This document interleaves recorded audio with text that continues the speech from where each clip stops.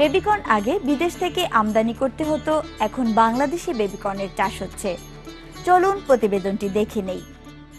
প্রথম আমি শুরু করেছিলাম, পরে আমার কাকা শুরু করছে, তারপরে আমার গ্রামে আরো অনেকেই শুরু করছে। আর আমরা দেখতে পাচ্ছি যে বেবিকর্নের সাথে লাল শাক করছেন, এই ফর্মুলাটা আপনারা কোথায় পেলেন? ভুট্টার বেবিকর্ন প্রায় একই ধরনের গাছ, তো এটা প্রথম অবস্থা যে যদি আমরা লাল শাক বা দারা শাক দিয়ে থাকি তাহলে ভুট্টার তেমন ক্ষতি হয় না। তো হিসাবে একটা আলাদা ফসল হিসাবে আমরা বেশি লাভবানের জন্য এই লাল শাক অথবা দারা শাক দিতে পারি। বেবিকর্ন চাষে এখন অনেকের আগ্রহ বেড়েছে। ব্যাপকভাবে শুরু হয়েছে বেবিকর্ন চাষ। পানি জমে থাকে না এরূপ মাঝারি ও উঁচু জমি, পলিযুক্ত দোআঁশ, বেলে দোআঁশ এবং এঁটেল দোআঁশ মাটিতে বেবিকর্ন চাষ ভালো হয়। বীজ বপন থেকে ফলন পেতে গ্রীষ্মে 55 থেকে 60 এবং শীতে 70 থেকে 80 দিন সময় লাগে। সুতরাং বছরে 4 থেকে 5 বার বেবিকর্নের চাষ করা যায়। এটি ঢাকার সাভারস্থ মেটকা গ্রামের বেবিকর্ন ক্ষেত।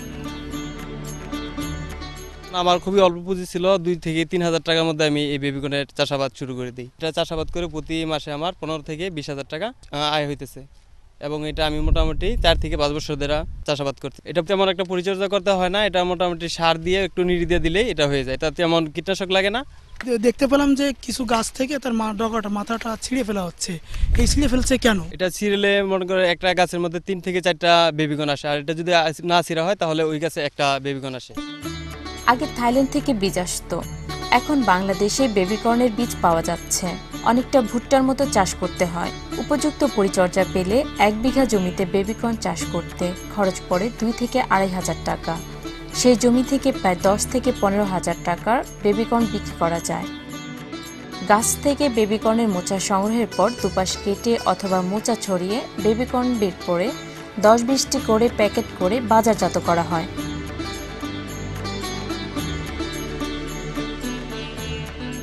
বেবিকর্নের কোনো অংশই ফেলনা নয়। বেবিকর্ন সংগ্রহের পর বেবিকর্নের গাছ সবুজ থাকে বলে উচ্ছিষ্ট গাছ গরুর উৎকৃষ্ট খাবার হিসেবে ব্যবহার করা হয়। এই সুস্বাদু সবজিটি অভিজাত হোটেল বা চাইনিজ রেস্টুরেন্টে মিক্সড ভেজিটেবল, ক্যাংলিং স্যুপ ইত্যাদি খাবারে ব্যবহৃত হয়ে বেশ জনপ্রিয় হয়ে উঠেছে।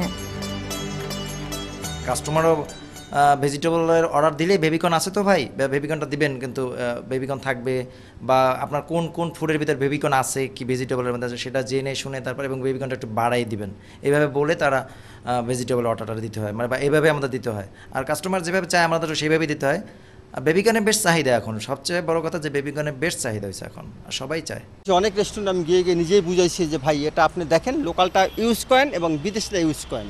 ওদেরকে ফ্রি স্যাম্পল দিছি, ইউজ করার পর দেখছি যে না বিদেশিরা চেয়ে দেশের অনেক ভালো। এখন বর্তমানে বা 2-3 বছর আগে থেকে দেখতেছি যে অনেক কৃষক বেবিকর্ন প্রোডাকশন করতেছে, অন্তত 5 লক্ষ বেবিকর্ন শুধু ঢাকাতেই চলে।